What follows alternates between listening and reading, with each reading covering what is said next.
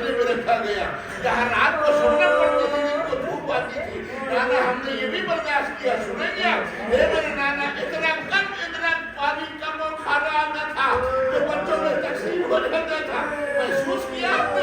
ارے زینب کب سے پیاسی تھی، کب سے بھوکی تھی۔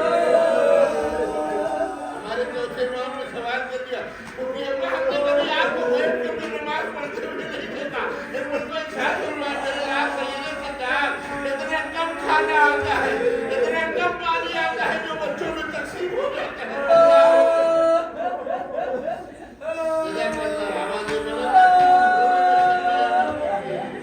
جب آنسو نکل آئے دعا کیا کیجیے، امام نے ارشاد فرمایا دعائیں مستجاب ہوتی ہیں۔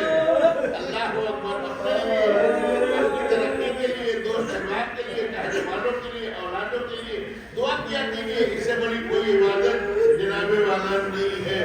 اسے فرش حسین کہا جاتا ہے۔ اور فرمائیے گا خطبہ تمام ہو رہی ہے آخری مرحلے میں، ابھی جانے کے نام یہ بیان کرتے کرتے کہ نانا اے میرے نانا قید خانہ شام میں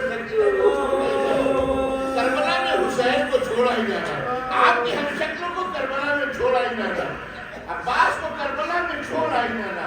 یہ کہتے کہتے زینب نے گٹھی کو کھولا، کھولنے کے بعد ایک کرتے سے نکالا جو خون میں ڈوبا ہوا تھا۔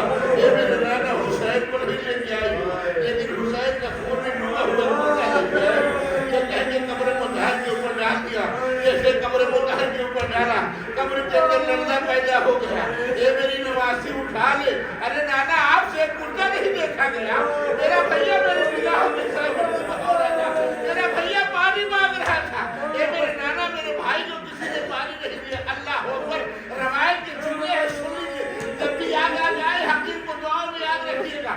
شمر ملعون جب خنجر چلا رہا تھا، علامہ دیوبندی کے جملے ہیں، قلعہ زینبیہ سے زینب دیکھ رہی تھی، ایک مرتبہ اس کا خنجر چلانا رک گیا، جب رکا اس کا چہرہ زرد پڑ گیا۔